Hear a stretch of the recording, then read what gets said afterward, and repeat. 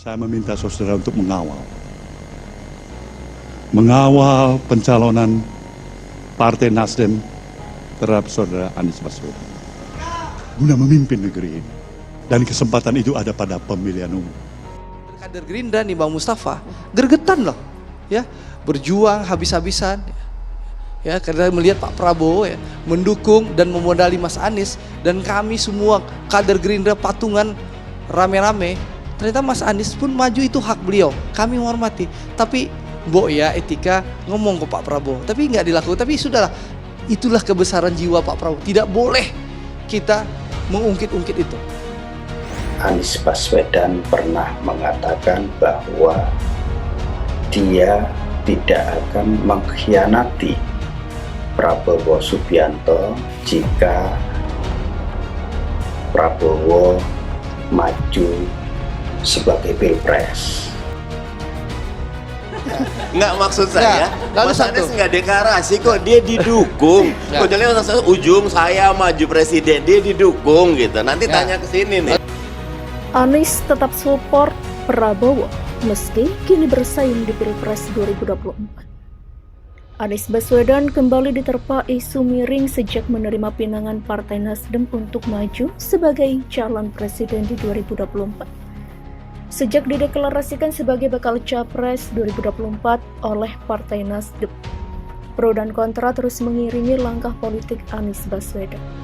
Salah satu narasi kontra yang berkembang adalah Anies dituding sebagai kacang yang lupa pada kulitnya. Hal tersebut dikarenakan akan melawan Ketua Umum Partai Gerindra Prabowo Subianto yang notabene promotornya di pemilihan Gubernur DKI Jakarta 2017.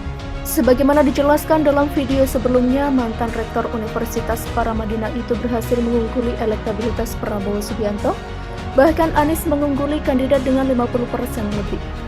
Gonjang-ganjing dan situasi ini juga membuat janji masa lalu Anies diungkit lagi, yakni dirinya tidak bersedia melawan apalagi menjegal Prabowo. Saya sampaikan berkali-kali bahwa saya tidak ingin menjegal, saya tidak mau menjadi orang yang dibawa berhadapan dengan Pak Prabowo dan menghentikan Pak Prabowo. Demikian katanya saat itu. Saya tidak ingin menjadi bagian dari orang-orang yang mengkhianati Pak Prabowo. Lantas apa pernyataan Anies soal janji tersebut? Sebenarnya, dalam podcastnya bersama Ari Putra di kanal YouTube Total Politik, Anies menegaskan bahwa pernyataan tersebut berlaku di pemilihan presiden 2019. Saya sampaikan bahwa saya bertanggung jawab untuk mengelola Jakarta dan pada waktu itu tahun 2019 akan ada Pilpres. Saya menjadi gubernur tahun 2017 dan gubernur DKI itu pasti akan disebut-sebut. Tutur Anies. Saya menyatakan tidak bersedia walaupun diberikan kesempatan untuk pada waktu itu menjadi calon. Kenapa ya? Karena komitmen saya harus saya tunaikan 5 tahun di Jakarta. Nah, memang ketika saya menyebutkan itu saya tidak akan terlibat dalam Pilpres, itu kan Pilpres 2019. Jadi lebih baik saya bilang dari awal bahwa saya akan fokus di Jakarta. Saya tidak akan ikut terlibat di dalam Pilpres 2019 kemarin dan saya akan menuntaskan sampai selesai di Jakarta. Demikian lanjutnya. Bahwa saya akan fokus di Jakarta. Saya tidak akan ikut terlibat di dalam Pilpres 2019 kemarin, dan kemudian saya ya akan menuntaskan sampai selesai di Jakarta.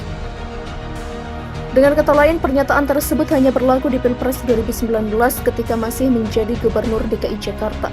Saya akan fokus di Jakarta 5 tahun dan sesudah 5 tahun itu saya nggak tahu nanti apa. Apalagi masa itu Nasdem kan bukan partai pendukung saya, tutur Anies.